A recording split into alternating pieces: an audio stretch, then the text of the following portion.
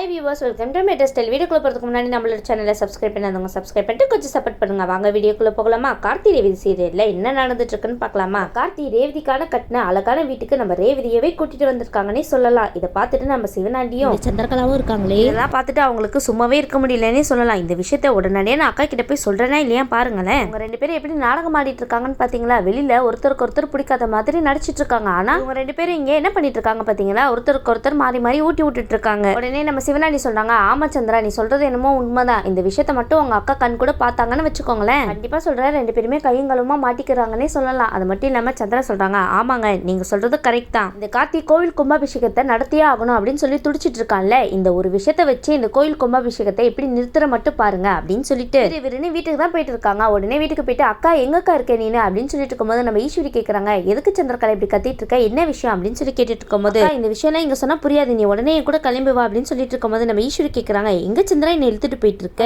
என்னோட கையை விடு, நீ என்ன பண்ணிட்டு இருக்க, என்ன விஷயம் சொல்லு அப்படின்னு சொல்லிட்டு இருக்கும்போது நம்ம சந்திரா சொல்றாங்க, அதை நீயே வந்து உன் கண்ணால பாரு, அப்பதான் நான் சொல்ற விஷயத்த நீ நம்புவா அப்படின்னு சொல்லிட்டு இருக்கும்போது நம்ம கார்த்தியோட வீட்டுக்கு தான் கூட்டிட்டு வந்துட்டு இருக்காங்க. உடனே வந்து ஈஸ்வரி கேட்கறாங்க, என்ன சந்திரா எதுக்காக இங்க கூட்டிட்டு வந்திருக்க, இது கார்த்தியோட வீடாச்சே, போய் போய் இவன் வீட்டுக்கு எதுக்காக என்ன கூட்டிட்டு வந்திருக்க அப்படின்னு சொல்லி கேட்டுட்டு இருக்கும்போது, எதுக்கு கூட்டிட்டு வந்திருக்கனா அதை உன் கண்ணாலேயே பாரு அப்படின்னு சொல்லிட்டு சந்திரா சொல்லிட்டு இருக்காங்க. ஆனா இந்த சந்திராக்கு ஒருத்தவங்களை மாட்டி விடுறதுல எவ்வளவு ஆர்வம் பாத்தீங்களா? அப்ப நம்ம ஈஸ்வரி சொல்றாங்க, எதை என் கண்ணால பாக்க சொல்ற அப்படின்னு சொல்லி கேட்டு இருக்கும்போது, நீ வாயை முடிட்டு கொஞ்சம் வாக்கா அப்படின்னு சொல்லிட்டு இருக்கும்போது, இந்த பக்கம் நம்ம கார்த்தி ரேவதியா அவங்க வீட்டுல வச்சுட்டு சாப்பாடுலாம் அழகா ஊட்டி விட்டுட்டு இருக்காருன்னே சொல்லலாம். அப்ப நம்ம ரேவதி சொல்றாங்க, கார்த்தி மாமா, எனக்கு எவ்வளவு சந்தோஷமா இருக்குன்னு தெரியுமா, உங்க கையாலேயே எனக்கு சாப்பாடு ஊட்டி விட்டுட்டு இருக்கீங்க, இதெல்லாம் எனக்கு ஒரு மெமரபிள் மூமெண்ட் மாமா அப்படின்னு சொல்லிட்டு ரொம்ப சந்தோஷப்பட்டு இருக்காங்கன்னே சொல்லலாம். அப்படின்னு சொல்லிட்டு இந்த பக்கம் நம்ம சந்திரா வந்து காலிங் பெல் அடிக்க நம்ம கார்த்தி வந்து நினைக்கிறாங்க, இப்ப யார் காலிங் பெல் அடிச்சிட்டு இருக்கா, யார் வந்திருப்பா அப்படின்னு சொல்லி யோசிச்சுட்டு இருக்கும்போது இந்த பக்கம் ஈஸ்வரி கேட்கறாங்க, சந்திரகலா நான் சொல்றதை கேளு, வா நம்ம இங்க இருந்து போகலாம், எதுக்காக இவன் வீட்டு வாசல்ல நம்ம காத்துட்டு இருக்கணும் சொல்லு, அது மட்டும் இல்லாம நீ எதுக்காக என்ன இங்க கூட்டிட்டு வந்திருக்க அப்படின்னு சொல்லி கேட்டு இருக்கும்போது, அக்கா நீ கொஞ்சம் அமைதியா இருக்கா, இதெல்லாம் என்னோட வாயால சொன்னா உனக்கு புரியாது, நீயே பார்த்ததுக்கு அப்புறம் உனக்கே எல்லாமே புரிய வரும் அப்படின்னு சொல்லிட்டு இருக்கும்போது நம்ம சாமுண்டீஸ்வரிக்கு ஒண்ணுமே புரியலன்னே சொல்லலாம். இவளுக்கு மூளை குழம்பிருச்சுன்னு தான் நினைக்கிறேன், போய் போய் இவன் வீட்டுக்கு கூட்டிட்டு வந்திருக்கா, எதுக்காக இது மாதிரிலாம் பண்ணிட்டு இருக்கா அப்படின்னு சொல்லிட்டு ஈஸ்வரி ஒரு பக்கம் நினைச்சிட்டு இருக்க. அது மட்டும் இல்லாம இந்த சந்திரா அந்த காலிங் பெல் போட்டு அடிச்சுட்டே இருக்காங்கன்னே சொல்லலாம். பாவம், அதுக்கு வாயிருந்தா கூட அழுதுரும் போல, அந்த அளவுக்கு அடிச்சுட்டே இருக்காங்கப்பா அந்த காலிங் பெல்லை போட்டு. அப்ப நம்ம ரேவதி நினைக்கிறாங்க, மாமா யார் மாமா இவ்வளவு தடவை காலிங் பெல் அடிக்கிறா, யாரா இருக்கும் நான் போய் பாக்குறேன் அப்படின்னு சொல்லிட்டு இருக்கும்போது நம்ம கார்த்தி சொல்றாங்க,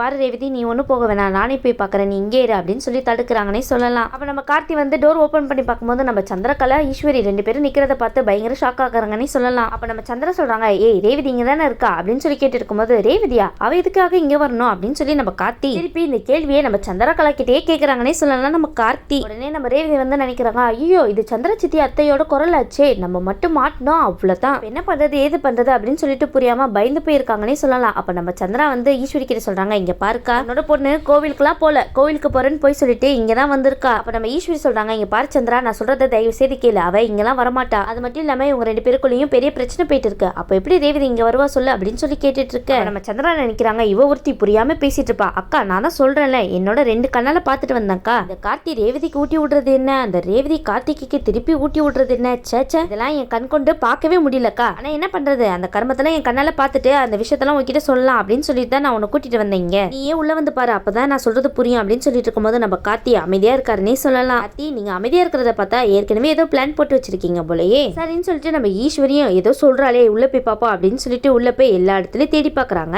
ஆனா அங்க யாரும் இருந்த மாதிரி தெரியல. உடனே வந்து சாப்பாடுலாம் டேபிள்ல இருக்கும்போது, இங்க பாத்தியாக்கா நான் தான் சொன்னேன்ல ரெண்டு பேரும் ஒருத்தருக்கு ஒருத்தர் ஊட்டி விட்டுட்டு இருந்தாங்க, அந்த டேபிள்ல பாத்தியா சாப்பாடுலாம் அப்படியே தான் இருக்கு அப்படின்னு சொல்லிட்டு இருக்கும்போது, ரேவதி இங்கதான் இங்கேயோ இருக்காக்கா அப்படின்னு சொல்லிட்டு ஒரு பக்கம் ஈஸ்வரியும் இன்னொரு பக்கம் சந்திராவும் தேடி பார்த்துட்டு இருக்காங்கன்னே சொல்லலாம். நம்ம சந்திரா சொல்றாங்க, அக்கா எனக்கு நல்லாவே தெரியும் இந்த ரேவதி நம்மளோட சவுண்ட் கேட்டு தான் இங்கே போய் ஒளிஞ்சிட்டு இருக்கா, எனக்கு நல்லா தெரியும்க்கா அவ இங்கதான் இருக்கா அப்படின்னு சொல்லிட்டு இருக்கும்போது நம்ம ஈஸ்வரி சந்திராவும் மறுபடியும் எல்லா இடத்துலயுமே தேடி பாக்குறாங்கன்னே சொல்லலாம். நம்ம ரேவதி அந்த இடத்துல இல்லன்னே சொல்லலாம், எப்படி இருப்பாங்க. உடனே நம்ம ஈஸ்வரி சொல்றாங்க, சரி சந்திரா இதோட போதும், நீ பார்த்தது வேணா உண்மையா இருக்கலாம், ஆனா அந்த பொண்ணு வேற யாராவது கூட இருந்திருக்கலாம்ல, நீ வேற யாரையோ பார்த்துட்டு ரேவதின்னு சொல்லிட்டு இருக்கா அப்படின்னு சொன்ன உடனே சந்திரா வந்து டென்ஷன் ஆகி கேக்குறாங்க, அக்கா ரேவதி யாருன்னு எனக்கு தெரியாதா என்ன. உடனே நம்ம சந்திரா வந்து பயங்கர டென்ஷன் ஆகி, ஏ கார்த்தி ரேவதியை எங்க மறைச்சு வச்சிருக்க சொல்ல புரியா இல்லையா அப்படின்னு சொல்லிட்டு கோவமா கேட்டுட்டு இருக்காங்கன்னே சொல்லலாம். அப்ப நம்ம கார்த்தி சொல்றாங்க, நான் யாரையும் ஒளிச்சு வைக்கல, ரேவதி எல்லாம் இங்க வரல அப்படின்னு சொல்லிட்டு பட்டுன்னு சொல்லிடுறாருன்னே சொல்லலாம். உடனே சந்திரா சொல்றாங்க, ஏய் போய் சொல்லாதடா, இங்க பாரு சாப்பாடுலாம் இங்கே இருக்கே அப்படின்னு சொல்லி கேட்டு இருக்கும்போது, ஆமா சாப்பாடு தான் வச்சிருக்கேன், நான் சாப்பிடறதுக்கு தான் வச்சிருக்கேன், ஏன் நான்லாம் சாப்பிடக்கூடாதா என்ன அப்படின்னு சொல்லி கேட்டுட்டு இருக்காருப்பா, நீங்க தேவையில்லாம இந்த மாதிரிலாம் பேசிட்டு இருக்காதீங்க புரியுதா அப்படின்னு சொல்லி கேட்டு இருக்கும்போது நம்ம சாமுண்டீஸ்வரி வந்து சந்திரகலாவை போட்டு பயங்கரமா திட்ட ஆரம்பிச்சிடறாங்கன்னே சொல்லலாம். பாரு சந்திரா நீ எப்ப பாரு இந்த கார்த்தியை பழி வாங்கணும் அப்படின்னு சொல்லிட்டு ஒரு நோக்கத்திலேயே இருக்க, அதனாலதான் உனக்கு இந்த மாதிரிலாம் தோணுது போகுது. ரேவதி என்னோட பொண்ணு, என்னோட ரேவதி இங்கெல்லாம் வந்திருக்க மாட்டா அப்படின்னு சொல்லிட்டு ரொம்ப நம்பிக்கையோட சொல்லிட்டு இருக்காங்கப்பா இந்த ஈஸ்வரி. பாரிச்சந்திரா, உனக்கு நான் சொன்னது புரிஞ்சிருக்கும்னு நினைக்கிறேன். உலக மரியாதையே இங்க இருந்து கிளம்பு, வா போலாம் அப்படின்னு சொல்லிட்டு இழுத்துட்டு போயிட்டு இருக்காங்கன்னே சொல்லலாம். என்ன நம்ம சந்திரா சொல்றாங்க, அக்கா நான் சொல்றது தயவு செய்து நம்புக்கா, உண்மையிலேயே ரேவதி இங்கதான்க்கா இருக்கா, இன்னும் கொஞ்சம் நம்ம நல்லா தெரியணும்னா ரேவதி நம்ம கையில மாட்டிடுவாக்கா. நம்ம சாமுண்டீஸ்வரி இன்னும் பயங்கரமா திட்ட ஆரம்பிச்சிடறாங்கன்னே சொல்லலாம் சந்திரகலாவை. அப்ப நம்ம சந்திரா நினைக்கிறாங்க இந்த ரேவதி இங்கதான் இருக்கா, அது எனக்கு நல்லாவே தெரியும், ஆனா இந்த அக்கா நம்ப மாட்டாளே நம்ம பேச்ச அப்படின்னு சொல்லிட்டு மனசு வருத்தப்பட்டு இருக்காங்கன்னே சொல்லலாம். இந்த ரேவதி இங்கதான் ஒளிஞ்சிருக்கா, அது எனக்கு நல்லாவே தெரியும் அப்படின்னு சொல்லிட்டு ஒரு பக்கம் புலம்பிட்டே வந்துட்டு இருக்காங்கன்னே சொல்லலாம். சரின்னு சொல்லிட்டு இந்த பக்கம் நம்ம சந்திராவும் சாமுண்டீஸ்வரி ரெண்டு பேரும் கிளம்பி போனதுக்கு அப்புறம் நம்ம ரேவதி உள்ள ஒரு இடத்துல மறைஞ்சிருக்காங்கன்னே சொல்லலாம். உடனே அங்கிருந்து வெளியே வராங்கப்பா. அப்ப நம்ம கார்த்திகிட்ட சொல்றாங்க, இங்க பாருங்க கார்த்தி மாமா, நல்ல வேலை அவங்களோட சவுண்டு கேட்டு நான் போய் ஒளிஞ்சுக்கிட்டேன், ஏன்னா அம்மா கிட்ட கையும் களவுமா மாட்டிருப்பேன் அப்படின்னு சொல்லிட்டு இருக்கும் போது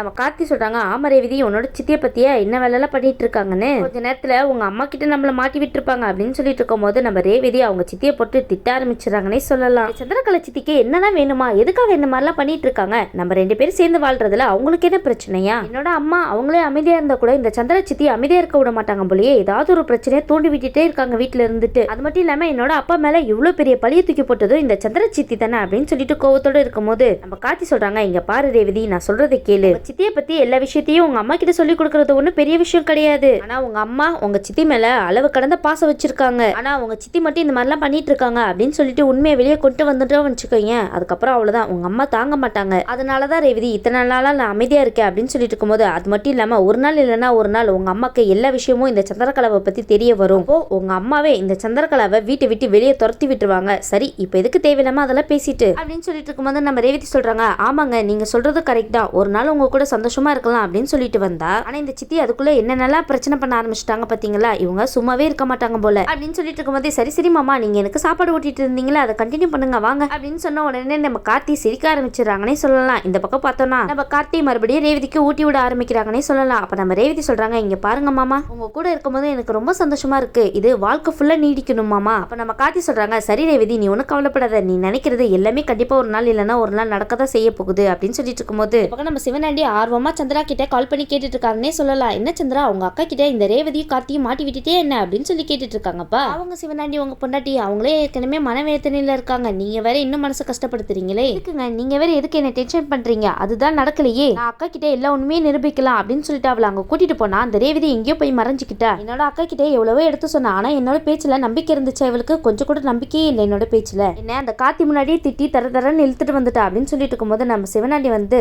சந்திரகலா சொல்லிட்டு இருக்க அப்படின்னு சொல்லிட்டு பயங்கரமா ஷாக் ஆகுறாங்கன்னு சொல்லலாம். என்ன சந்திரா நீ இப்படி சொல்லிட்டு இருக்க, அந்த கார்த்தி ரேவதி ஒண்ணு சேர்த்துட்டாங்க அப்படின்ற விஷயத்த நீ உங்க அக்கா கிட்ட காமிக்கலாம் அப்படின்னு சொல்லிட்டு தானே உங்க அக்காவை அங்க கூட்டிட்டு போனேன். ஆமாங்க நான் அக்காவை கூட்டிட்டு போனதெல்லாம் கரெக்ட் தான், ஆனா அவ எங்கேயோ போய் மறைஞ்சுக்கிட்டா, ஆனா இன்னும் கொஞ்சம் நல்லா தேடி பார்த்திருந்தா அந்த ரேவதியை கண்டுபிடிச்சிருக்கலாம். ஆனா இந்த அக்கா இருக்கால அவ என்னோட பேச்சு நம்பாம அந்த கார்த்தியோட பேச்சு கேட்டுட்டு என்ன தரன்னு வீட்டுக்கு இழுத்துட்டு வந்துட்டா அப்படின்னு சொல்லிட்டு இருக்கும்போது இன்னைக்கு வேணா அவங்க தப்பிச்சிருக்கலாம், கண்டிப்பா என்கிட்ட வசமா மாட்டதான் போறாங்க, அது மட்டும் இல்லாம இந்த அக்காக்கு எல்லா உண்மையை நிரூபிக்கிறேன் அப்படின்னு சொல்லிட்டு இடத்துல ஒரு சபதம் எடுத்துட்டு இருக்காங்கன்னே சொல்லலாம் நம்ம சந்திரகலா. இந்த பக்கம் இந்த ரெண்டு பேரும் ஒண்ணு சேர்ந்துட்டு ஜாலியா இருக்காங்க, ஆனா வெளியில நம்ம எல்லாரும் முன்னாடி நடிச்சிட்டு இருக்காங்கல்ல அப்படின்னு சொல்லிட்டு ஒரு பக்கம் சந்திரா புலம்பிட்டு இருக்கிறத கேட்டுட்டு நம்ம சிவனாண்டி சொல்றாங்க, என்ன சந்திரா வர வர இந்த மாதிரிலாம் நடந்துட்டு இருக்கு, ரேவதிக்கு எல்லாமே மறந்து போச்சு, அதனால நம்ம கார்த்தி அந்த ரேவதிக்கு எல்லா விஷயத்தையுமே ஞாபகப்படுத்தணும் அப்படின்னு சொல்லிட்டு என்னென்னவோ பண்ணிட்டு இருந்தான், ஆனா இப்போ அந்த ரேவதிக்கு கார்த்தி தான் தன்னோட கணவர் அப்படின்னு தெரிஞ்சு போச்சு, ஆனா இவங்க ரெண்டு பேரும் ஒன்னா சேர்ந்துட்டு உங்க அக்காவையே பயங்கரமா ஏமாத்திட்டு இருக்காங்களே, பெரிய கில்லாடிதான்ப்பா அப்படின்னு சொல்லிட்டு இருக்கும்போது சரி இனி என்னதான் பண்ண போற அப்படின்னு சொல்லி கேட்டுட்டு இருக்காருப்பா நம்ம சிவனாண்டி. நம்ம சந்திர சொல்றாங்க, அவங்க ரெண்டு பேரும் என்ன வேணாலும் பண்ணட்டும், நான் அதுக்கு ஒரு நல்ல ஐடியா வச்சிருக்கேன் அப்படின்னு சொல்லிட்டு இருக்கும்போது என்ன ஐடியா அப்படின்னு சொல்லிட்டு சிவனாண்டி கேட்க, என்ன ஐடியாவா, அடுத்தது இந்த ரேவதிக்கு ஒரு மாப்பிளைய பார்த்து கல்யாணம் பண்ணி வைக்க வேண்டியதா அப்படின்னு சொல்லிட்டு இருக்காங்க. அப்ப இந்த சந்திரகலா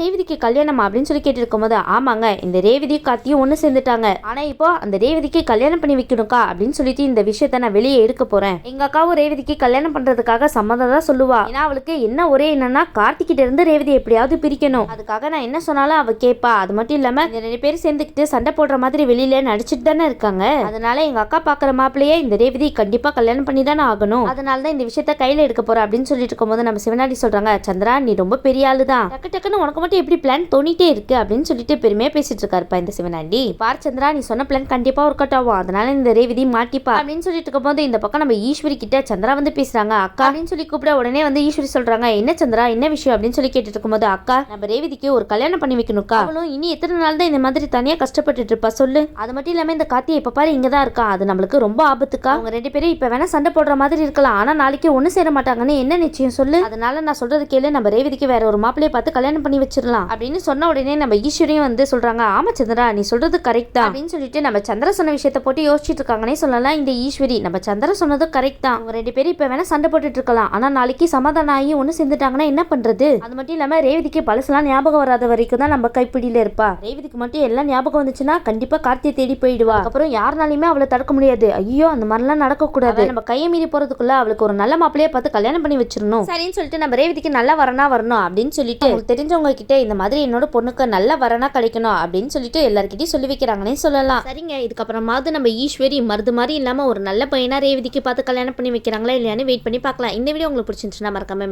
லைக் பண்ணுங்க, ஷேர் பண்ணுங்க, சப்ஸ்கிரைப் பண்ணிருங்க. தேங்க்யூ.